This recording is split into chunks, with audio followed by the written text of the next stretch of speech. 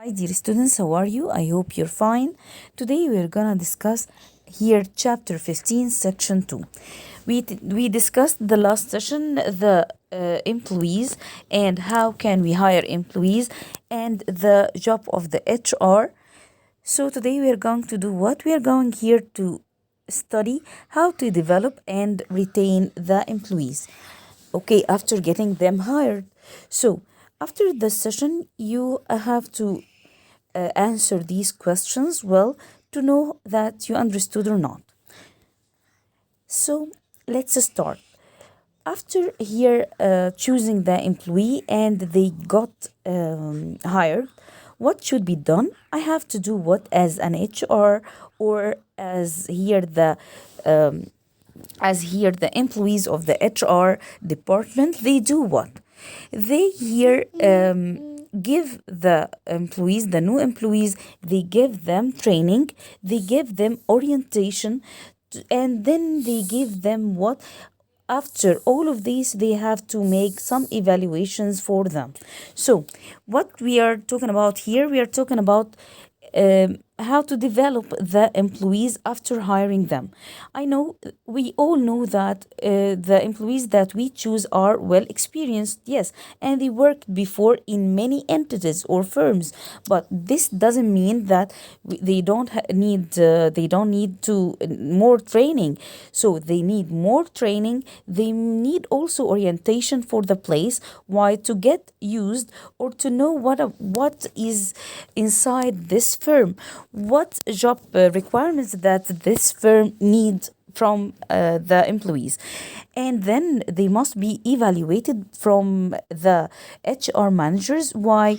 To be sure that they are well qualified. Human resources staff members assist in developing employees. This is very important job for them.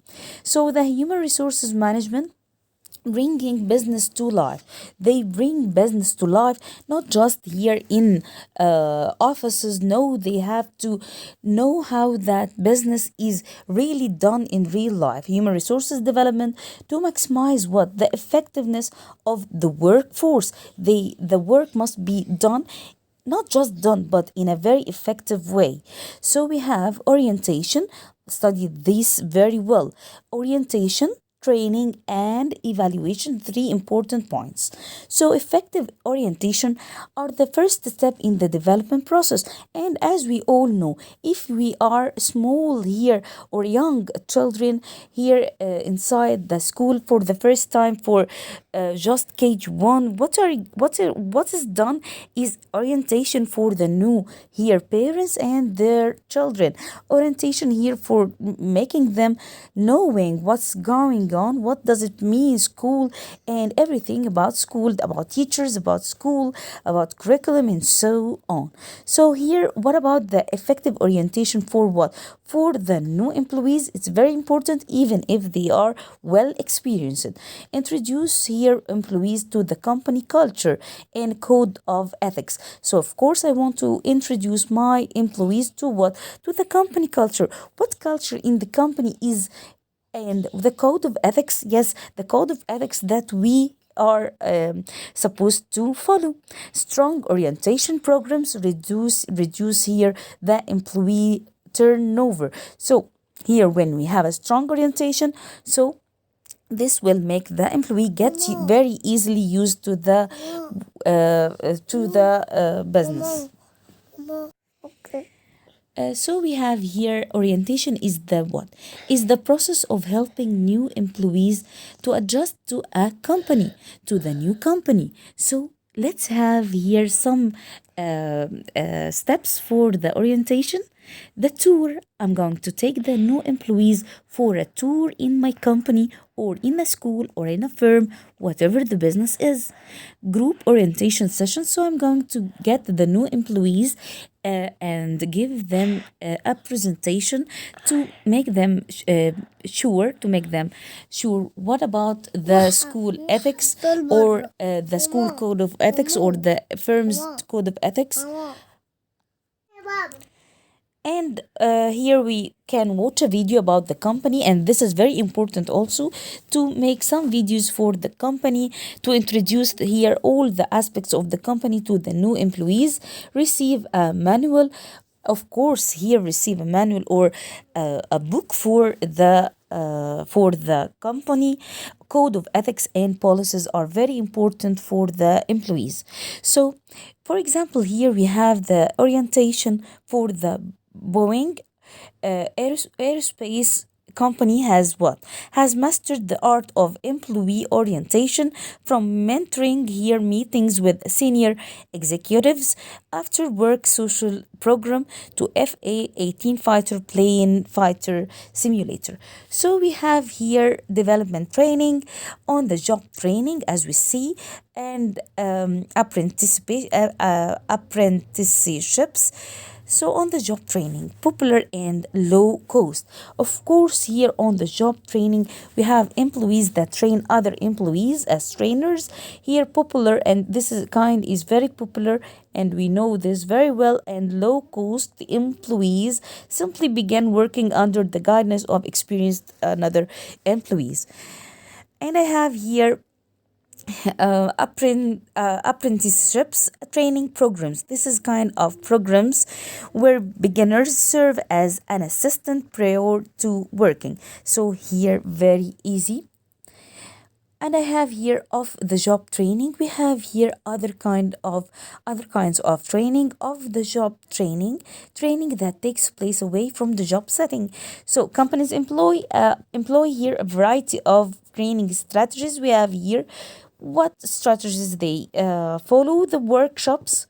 Of course, we know the workshops, the conferences. They hold some conferences and job simulations. And we have other kind of training like computer based training, like the using videos, audio, broadband technology, management development, like what programs to assist current and potential executives develop leadership skills, soft skills. So we have here the reaction. How did participants react to the training? This is very important. Okay, I gave them the training, but what are the effects, what are the effects here on them? They reacted to the training. How? Behavior. Did behavior change as a result of training or not? Learning. To what extent did participants here improve knowledge and skills? They are trained well or not? They got the message that I want to, or the objectives, they satisfied the objectives and the goals that I wanted them to learn or not? Results. What benefits does the organization receive from training them? So, benefits of training and development, we can see here the gain for the individual, not just the individual, the team also, and the organization as a whole. Increase innovations, increase technology adoption, increase productivity, increase motivation, decrease liability. So, after that, we have here something called the job rotation. The job rotation here, and this was very important to study well. Here, what are the gains for the individuals, the team, and the organizations from the training, or the benefits of training and development?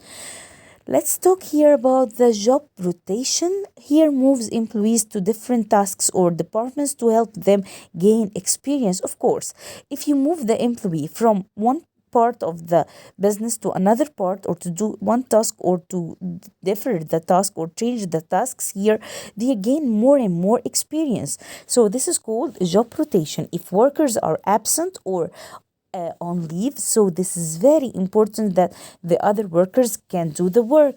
Prevents boredom and increase morale. Here you're not going to be bored at all because of doing the same job every day, so you can change your work. Here in the job rotation, morale is the general level of confidence here, or enthusiasm. You're feeling more and more enthusiasm here, felt by the person or people here in the rotation.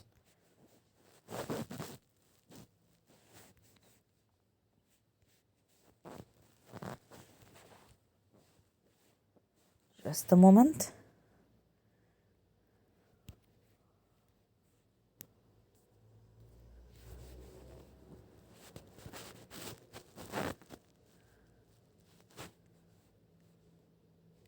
So I have here the skills valuable to the job. What skills are valuable to the job? Soft skills. Soft skills here, I'm talking about the personality, the traits, and the personal abilities. Like what? Like here, the language skills. What languages do you have? What languages we are going to use with the clients or with the computers, for example? So I have to know English, I have to know other languages if I have here multinational here, for example, business. The social skills, how to deal with people, or the personal habits. What habits do you have? Good habits or bad ones? And the friendliness. Are you friendly or you are so here aggressive? So the soft skills complement here very hard skills, which are the technical requirements of the job. Not only the soft skills, also here it must be completed here with the hard skills, the qualifications for the job, for doing the job. So development evaluation, after that I have to evaluate here employee to the manager and manager to the employee. Performance here appraisal. So I have here formal feedback. I can have the formal feedback to evaluate my employees. I can make it formal. The formal way is to have, for example, after training them, after giving them orientation and so on, so they must be evaluated not just by words. Okay, so it can be formal and informal too. Compare actual to expected results. So this is very effective way.